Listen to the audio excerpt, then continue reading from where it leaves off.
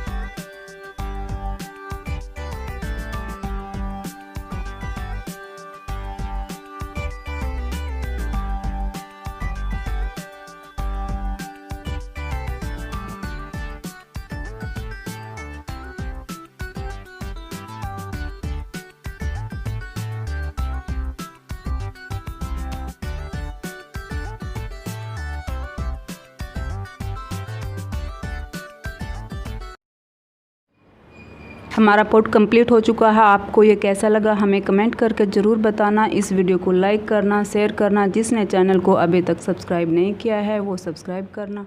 Thank you.